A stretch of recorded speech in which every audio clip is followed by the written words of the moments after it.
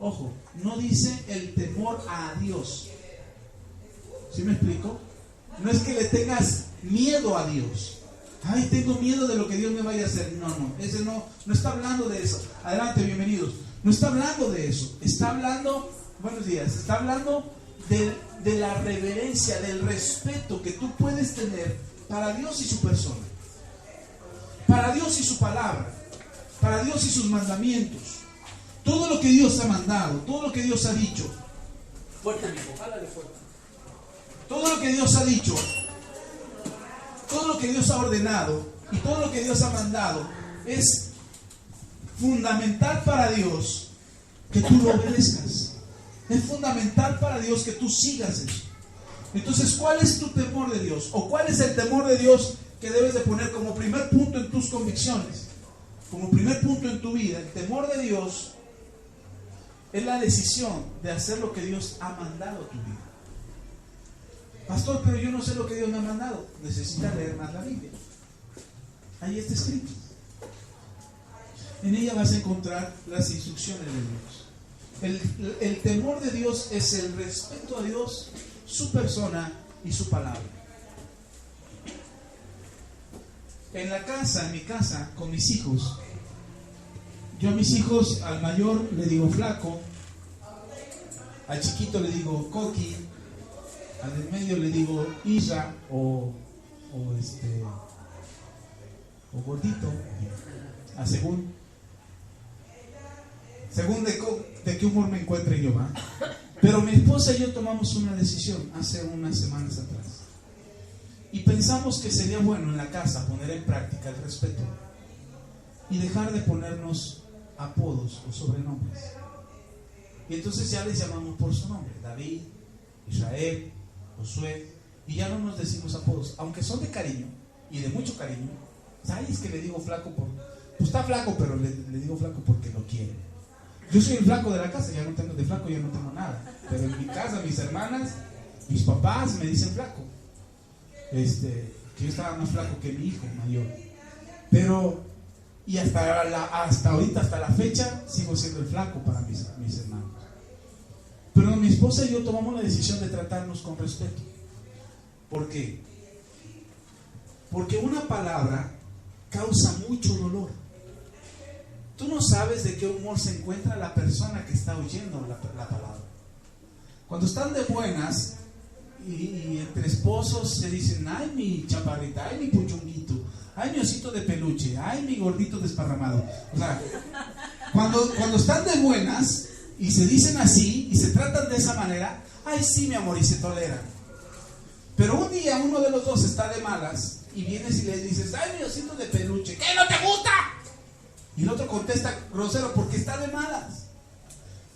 El problema no son las palabras que se dicen. El problema es el momento y el carácter que nosotros mostramos ante lo que está pasando. No sé si me estoy explicando. Quiero llevarle un punto. El temor de Dios es lo que tú haces con respeto para Dios. Yo no haría algo que le faltara el respeto a mi esposa. Si yo preguntara aquí quiénes aman a Dios, no les vaya a pasar lo que a Pedro. Yo le digo: hermanos, ¿quiénes aman a Dios? Levanten su mano los que aman a Dios. Levanten su mano. Y el Señor les vuelve a preguntar: ¿en verdad me amas, Pedro? Y el Señor vuelve a preguntar: ¿en verdad me amas? Ay, y entonces el Señor, mire, no es que no lo ames, no estoy juzgando si lo amas o no. No estoy juzgando si tú amas o no al Señor. Eso solamente Dios y tú lo sabes. Yo no puedo juzgarlo. Bueno, a menos que el Señor me lo revele, entonces sí, ¿verdad? Sí podría. Pero el problema cuando decimos que amamos a Dios, cuando decimos yo amo a Dios, hay pequeñas cosas que demuestran que no. Pequeñas cositas, insignificantes, si usted quiere, pero están ahí. Lo que yo quiero que usted se lleve no es una culpa. Ay, sí, no lo amo, soy un perverso. No, lo que quiero que usted se lleve es un corazón convencido de amar a Dios, y que usted se lleve un corazón reverente lleno de temor de Dios. Insisto, temor de Dios no es tenerle miedo a Dios. Temor de Dios es respetar y honrar a Dios. Entonces, cuando usted salga, se lleve como, mire, si no se lleva todos los demás fundamentos, no me importa. Pero si se lleva este fundamento en su corazón para transformar su carácter, ya dimos un gran paso. Y este fundamento es el temor de Dios. Ponga en su corazón el deseo de honrar a Dios con su vida, el deseo de respetar a Dios con sus actitudes, con sus palabras. Un pastor amigo mío me preguntó y me dice: oye, Axa, ¿cómo estás con Dios? Yo se lo pregunto a usted, ¿verdad? Les pregunto cómo están con Dios, pero a mí me preguntaron. Y dije: bien. ¿Cómo va tu tiempo de oración? Muy bien. ¿Tu lectura de la palabra? Bien. ¿Tu temor de Dios? Y dije: ay. Porque el Espíritu Santo empezó así a redarguirme. Y entonces me di cuenta que había actitudes en mí que no mostraban temor de Dios. Le voy a decir solamente dos. Y dije actitudes, no pecados. Actitudes. Una era enojarme con facilidad. Yo no me enojo y grito y golpeo. No. Yo me enojo y aprieto los dientes y empiezo a pensar: ojalá le cayera un rayo. No piensas. Así es que no me haga enojar, no vaya a ser que un día así funcione. No es cierto. Pero si me pongo a pensar: ¿y por qué yo? ¿O por qué a mí? ¿Por qué eso? No lo expreso, no digo nada. No le hago saber a mi familia que estoy enojado. A mis hijos sí les levanto la voz, no por enojo, sino porque a veces ya no escuchan la voz querida. Entonces uno: ¡hey! Y entonces ya se enojó papá. Pero cuando me enojo, no digo nada más aprieto los dientes y digo: algo no está bien. Y entonces el Espíritu Santo me confrontó y me dijo: eso no es temor de Dios. Porque se lo ocultas al mundo. O sea, al mundo le ocultas tu enojo. Pero Dios, que mira tu corazón, sabe que estás enojado. Ahora, la Biblia dice: no se ponga el sol sobre vuestro enojo. O sea, no está mal que te enojes. El problema es cuando ya empiezas a pecar con el enojo. Dice Pablo: airaos, pero no pequéis. O sea, si te enojas, pues ya te enojaste, pues déjalo pasar. Ya no lo pudiste resolver, no puedes cambiar. La persona no eres tú la persona para hacer que piense como tú, etcétera, etcétera. Pero tienes que dejar pasar el enojo. El asunto es que el Espíritu Santo me confrontó a mí acerca del enojo. Me dijo: tú te enojas, no dices nada. Tu familia ni se da cuenta que estás enojado. Pero tú por dentro, tu corazón empieza, parece como un vaso de agua cuando le echas un alcalcer, ¿se ve esto? Todo se quiere salir del vaso. Así estaba el corazón. Y entonces este pastor se me queda mirando, me dice: ya le di al clavo, ¿verdad? Y me dice, y le digo: sí. Yo, porque yo pensé, o yo creí, que en cuanto a temor de Dios estaba bien. Pero hay cosas que hago que no están bien delante de Dios. Una es el enojo. La otra que le iba a decir era, ya se lo voy a decir, ya nada más quédese con el enojo. Pero sí tenemos actitudes nosotros, hay cosas en nosotros que no muestran temor de Dios. No lo estoy juzgando, hermano, todos pasamos por ahí. Desde esa vez que platiqué con este pastor, créame, algo que da vueltas en mi cabeza constantemente es que tengo que tener todos los días temor de Dios. Que lo que hago, que lo que digo, que lo que pienso tiene que ser con temor de Dios. Que cuando le hablo a mi esposa respecto a algún asunto que no me parece, tengo que hacerlo con temor de Dios, no con temor a mi esposa. Porque hay cosas que hacemos por miedo al que dirán, al que van a pensar los demás, al que van a decir, o cuál será el resultado. O tenemos miedo porque desconocemos precisamente cuál será el resultado y no sabemos qué va a pasar, qué va a suceder, y por esa razón actuamos mal.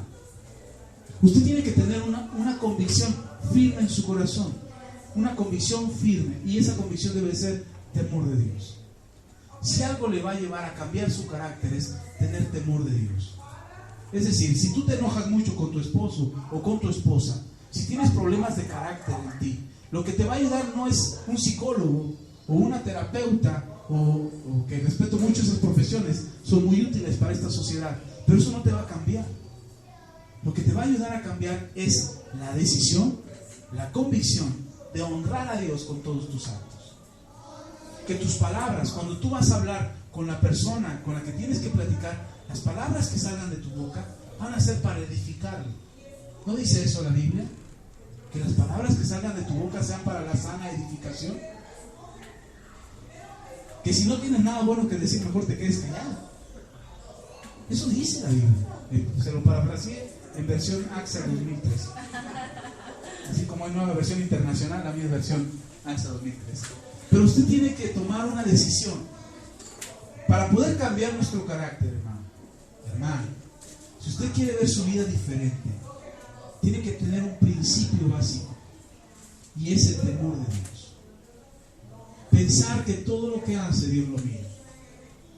Todo. A solas, aunque el cuarto esté oscuro.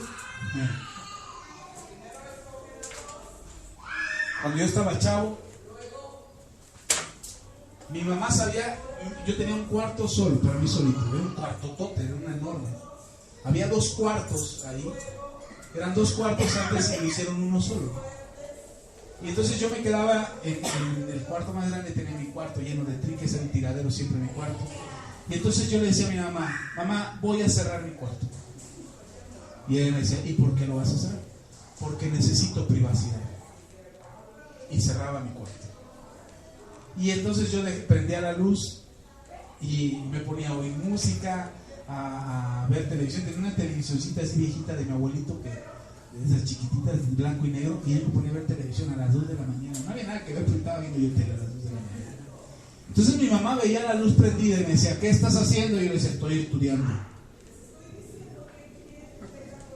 Cuando uno está chavo, se hace el hábito pensando, creyendo que no lo ven. Ahora que soy cristiano, créame, yo no puedo hacer ya cosas solo, así tan con tranquilidad. Volteo para ver, tú me estás viendo. ¿Se acuerda del Big Brother?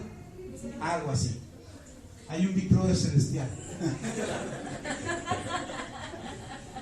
Y lo interesante es que te están grabando, hermano.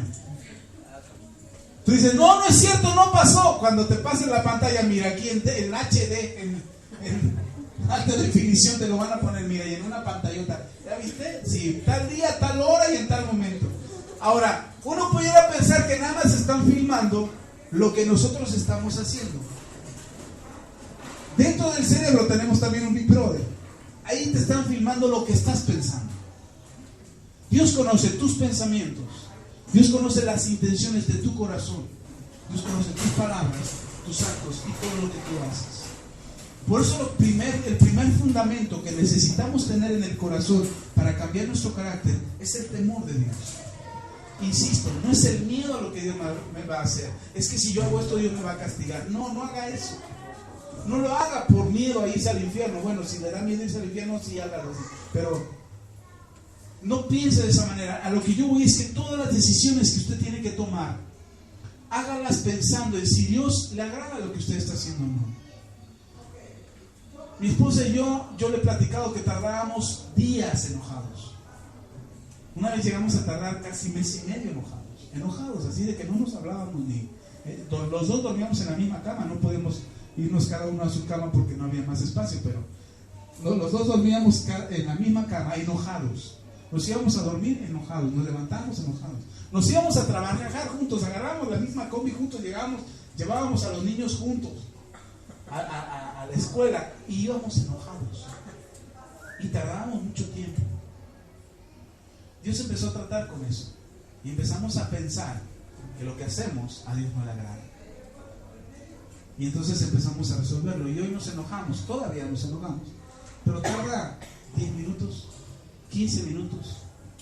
Más tardamos en enojarnos que en lo que nos contentamos. Y sí, podemos estar enojados, pero lo resolvemos. Ese es un cambio de carácter. Si tú todavía te enojas y el enojo te dura, necesitas cambiar tu carácter. Si el enojo te dura días, necesitas cambiar tu carácter. Hace poquito me enojé con una hermana. No es cierto, no me enojé. Pero platiqué con una hermana.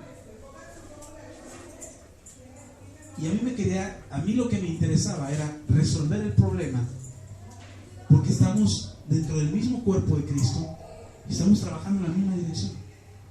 Y a mí me interesaba resolverlo porque era el bienestar de la hermana, el bienestar mío y el bienestar de la iglesia.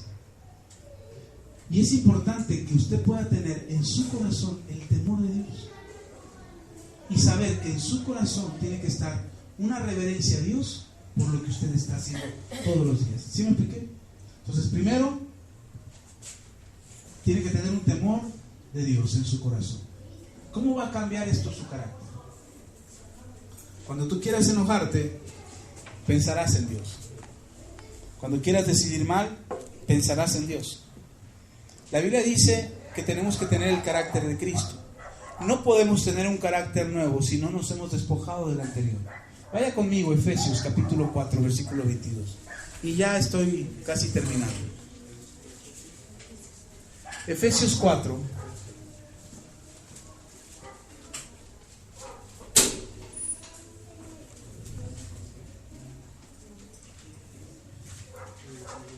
Cuando llegue ahí me dice amén. Amén. Dice la Biblia: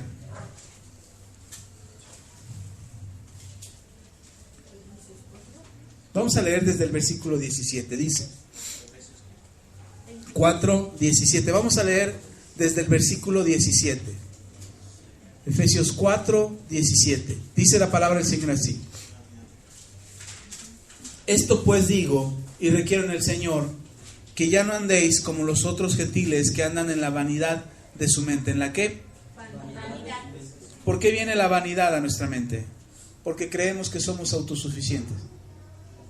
Creemos que nosotros lo podemos todo, que nada más nosotros somos los únicos que podemos. Teniendo el entendimiento entenebrecido, versículo 18, teniendo el entendimiento entenebrecido, ajenos de la vida de Dios por la ignorancia que en ellos hay, por la dureza de su corazón. Ahorita le digo algo respecto a la dureza del corazón. Los cuales, después que perdieron toda sensibilidad, se entregaron a la lascivia para cometer con avidez toda clase de impureza. Hasta aquí haga una pausa. Cuando habla de perder la sensibilidad, no está hablando de los sentimientos personales, está hablando de la sensibilidad a lo que Dios le diga. Cuando uno deja de hacer caso a la voz de Dios, usted puede llamarle voz de la conciencia si quiere, pero cuando deja de usted de hacerle caso a la voz de Dios y no le importa el daño que está haciendo, no le importa el mal que está causando, y dice, no me importa, a mí me importa lo que yo quiero, me importa mi bienestar y lo que yo digo, y no le importa el daño que está causando, usted ha perdido la sensibilidad a la voz de Dios. Y entonces cuando perdemos esa sensibilidad a la voz de Dios, buscamos cualquier tipo de impureza. El pecado no viene de la noche a la mañana. No crea que hoy te levantaste, ibas caminando por la calle y el pecado se te pegó a la pierna y no te soltó hasta que lo cometiste. No, el pecado se empieza a procesar en los pensamientos. Por eso dice Pablo que la vanidad de la mente provoca una insensibilidad a la voz de Dios, a la voluntad de Dios. La vanidad de la mente nos aleja del conocimiento de Dios. La vanidad, el creer que somos autosuficientes, que no necesitamos de Dios, nos vuelve ignorantes de la voluntad de Dios. Usted no puede ser un ignorante de la voluntad de Dios. Usted necesita conocer la voluntad de Dios. Por eso la insistencia de nuestra parte hacia usted que lea la Biblia. El leer la Biblia no es un acto religioso. El leer la Biblia no es un acto de rutina. El leer la Biblia es un acto voluntario de buscar y de conocer cuál es la voluntad de Dios. De saber qué es lo que Dios está esperando de ti. Cómo Dios espera que tú cambies. Cuando yo empecé a leer la Biblia, hermano, yo no la entendía. Cuando yo leía la Biblia se me hacían bolas las palabras en la cabeza. Yo tenía poco tiempo de convertido y yo quería leer la Biblia. Yo soy un hombre que le gusta leer mucho. A mí me gusta mucho leer. Yo quería leerme la Biblia de pasta a pasta. En una predicación escuché al pastor decir, acabo de terminar la Biblia en el Apocalipsis. Yo dije, wow, ya la leyó toda. Dije, no, yo sí la leo toda, está fácil, está chiquito el libro. Si leí la Divina Comedia, si leí La Guerra y la Paz, si leí ¿cuál otro grandote hay? El Caballo de Troya, que son unos librotes, ya leí los 5 tomos. Bueno, si son un libro, sí leo la Biblia, ¿cómo no? Cuando la quise leer, se me hacían bolas las palabras, se me enredaban las ideas. Yo decía, no lo entiendo, no, esto es difícil de leer. Esto está estar escrito en lenguas o en algo así, en un idioma extraño. Si lo escribieron los hebreos, seguramente lo escribieron en códices raros para que nadie lo entendiera. Pero perseveré en la lectura de la Biblia. Y yo le pedí al Señor, Señor, ayúdame a entender lo que estoy leyendo. Yo quiero entender lo que dice aquí. Hoy yo leo un pasaje y para mí es luz. Yo, ya entendí, es como una fotografía. Pero fue una constante insistencia en leer la palabra, porque eso nutre tu espíritu y te da el conocimiento acerca de quién es Dios. Si no puedes cargar tu Biblia completa para ir al trabajo, llévate un evangelio. Este es un evangelio según San Juan. Aquí los tenemos, los regalamos, llévate los que quieras y cárgalo en tu mochila. Yo llegué al grado de comprarme una Biblia de bolsillo, que por cierto esa se la regalé al expresidente Ernesto Zedillo aquí en Valle de Chalco. Vino aquí le platico, vino a una inauguración de una avenida y yo me acerqué y no tenía nada para darle, así es que lo que agarré fue una Biblia, se la di en su mano y le dije, estamos orando por usted, y en verdad estábamos orando por él, y oramos por cada presidente que está en turno. Y él me vio, lo recibió y dice, muchas gracias, se lo dio a su secretario y se fue. No sé si la esté leyendo, pero yo cumplí con mi parte. Ahora uno piensa que por regalar una Biblia la gente va a cambiar. No funciona así. La gente cambia cuando lee la Biblia y la pone en práctica. Así es cuando cambia. No es cuando la lee nada más. Pero para empezar a tener la sabiduría de Dios y la sensibilidad a la voz de Dios, necesita leerla. ¿Ok? Entonces, primero necesitamos temor de Dios. Segundo, necesitamos la palabra de Dios. Estamos hablando de cambiar nuestro carácter. Y mire que todavía no le hablo de ningún cambio de actitudes. Estamos poniendo el fundamento apenas. Apenas es el fundamento. El fundamento es, primero, tener temor de Dios. Todo lo que haga, de pensamiento, de palabra, de hecho, todo lo que haga, tiene que ser con temor reverente a Dios. Que no ofenda a Dios. Segundo, necesito leer la Biblia. Porque en la Biblia está el conocimiento que yo necesito para cambiar. Ok. Entonces, dice aquí Pablo, versículo 20, seguimos ahí en Efesios 4, versículo 20, dice Pablo, mas vosotros no habéis aprendido así de Cristo. ¿Qué es lo que no hemos aprendido? Acerca de la impureza, de practicar el mal. Mas vosotros no habéis aprendido así de Cristo, si en verdad le habéis oído y habéis sido por él enseñados conforme a la verdad que está en Jesús, en cuanto a la pasada manera de vivir, despojaos del viejo hombre que está viciado conforme a los deseos engañosos y renovaos en el espíritu de vuestra mente. ¿Dónde empieza el cambio? Acá. Dice Pablo, ustedes no aprendieron a hacer lo malo de Jesús.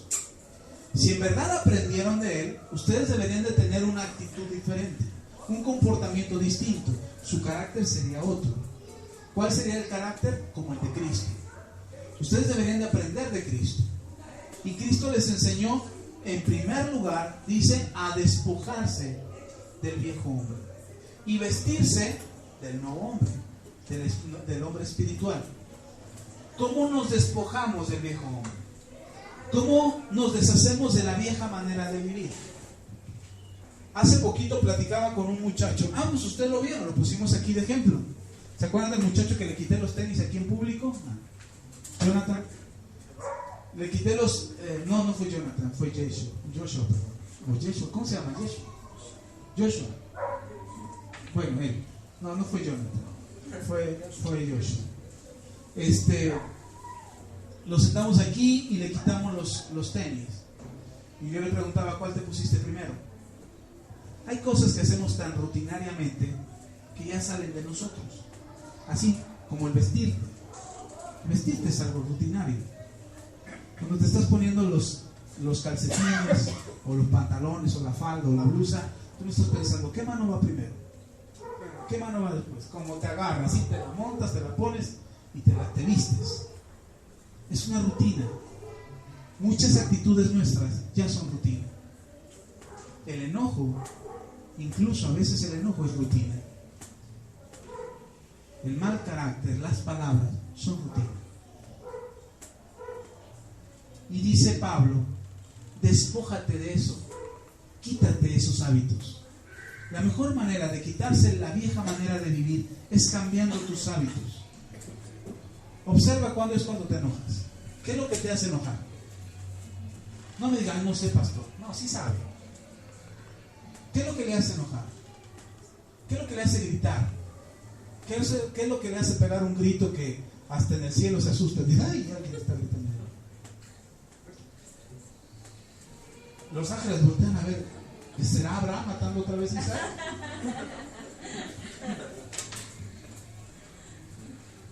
¿Qué es lo que le hace enojar? ¿Ya se examinó? ¿Ya vio lo que le hace enojar? Ahora vaya un poquito más para atrás al punto del enojo. No, ya vimos qué es lo que le hace enojar. Ahora vea cuál es la rutina que le hace llegar a ese punto de enojo. Porque ya es una rutina. Un ejemplo. A mi mamá no le gustaba que tomáramos de la jarra de agua. Estaba en Guerrero, hace mucho calor, tengo unas garras de agua al refrigerador y siempre había agua fría en el refrigerador. Pero nosotros, el refrigerador estaba en el comedor y los vasos estaban en la cocina y había una distancia como de 7 metros. Entonces pasabas de la sala, era más fácil pasar de la sala por enfrente del refrigerador y luego ir a la cocina. Entonces dices, bueno, si de aquí que voy a la cocina, pues mejor de aquí de una vez. Entonces abrías el refrigerador, agarrabas la jarra y te le pegabas a la jarra. La bronca era cuando te viera tu mamá. Bueno, mi mamá. La bronca era cuando me viera mi mamá, ahí sí se venía así, y se caía Troya otra vez. O sea, mi mamá nos veía y decía, otra vez le estás pegando la boca a la jarra. Y entonces hasta te ponía frío como el agua que te estaba tomando. Pero era la misma rutina. Era pasar por ahí, abrir el refrigerador, agarrar la jarra y haga de cuenta que era en el mismo momento que mi mamá iba pasando por el pasillo. O sea, era casi así, ¿cómo se llama? Cronometrado, ¿cómo se llama? Sincronizado. Era casi así como sincronizado. No es que de siesta ya se va al refrigerador. Exacto, haga de cuenta que ya mi mamá sabía, va al refrigerador y es el momento de regañarme. ¿Sabe por qué opté yo? Dije, bueno, si esto me está causando problemas, agarré y metí un vaso al refrigerador. ¿En serio? Yo lo que hice fue, bueno, si mi mamá me va a estar regañando porque le pego a la jarra, pues agarré un vaso y lo dejé en el refri. Pero el problema es que después mi mamá me regañaba. ¿Qué hace este vaso en el refrigerador? Todo lo que hacemos, hermano, se vuelve rutinario. Tenemos que despojarnos de esas rutinas, de esos hábitos, de esas actitudes que nos hacen despertar el viejo hombre. ¿Qué es lo que le hace a usted despertar el viejo hombre? ¿Qué es lo que le hace enojar? ¿Qué es lo que le hace molestarse? ¿Qué es lo que le hace pelear? ¿Qué es lo que le hace maldecir?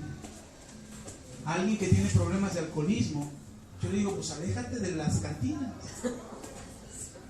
Pues si tu ruta al trabajo pasas por 10 cantinas, cambia de ruta. Ay, pastor, es que es una tentación tremenda. Pues sí, pues son 10 cantinas a tu alrededor. ¿Cómo no va a ser una tentación? Resistes 9, pero en la 10ª ya no resistes. Entonces tienes que cambiar hábitos. Despojarse del viejo hombre no es quitarte el pellejo de encima, ni cambiarte de nombre. Despojarse del viejo hombre es cambiar tus hábitos, lo que hacías cotidianamente. Yo les decía al principio que Albert Einstein dice que la debilidad de las actitudes provoca debilidad de carácter. Cuando nosotros tenemos una debilidad en nuestro comportamiento, tenemos una debilidad en nuestra actitud, vamos a tener un mal carácter, vamos a generar algo en nuestro carácter que va a ser dañino para nosotros. El carácter es el reflejo de lo que tú eres. Tu carácter es lo que tú eres. No existe, ya les dije, no existe el mal carácter. O tienes carácter o no tienes carácter. Y el carácter es lo que te hace ser lo que tú eres. Te hace llevar a tus convicciones. te hace decidir por convicciones, no por emociones. Muchas de nuestras decisiones siguen fundadas en nuestras emociones cuando ya no debería de ser así. Por eso Pablo dice, despójate y renuévate en el espíritu de vuestra mente. ¿En dónde empieza la renovación? Aquí, mi hermano, en lo que piensas. ¿Sabe que tenemos una mente cochambrosa todos nosotros a veces? Que estamos pensando mal de todos. Cuando yo me convertí a Cristo, mi papá me dijo, ya te lavaron el cerebro. Yo dije, sí, qué bueno, gracias a Dios. Que tenía una porquería en el cerebro que necesitaba, no fue lavada, fue desinfectada, todo le echaron. Porque había una perversidad en mi cabeza que necesita ser renovada. Hermano, nuestra mente es donde se originan muchos de nuestros males. Lo que tú estás pensando.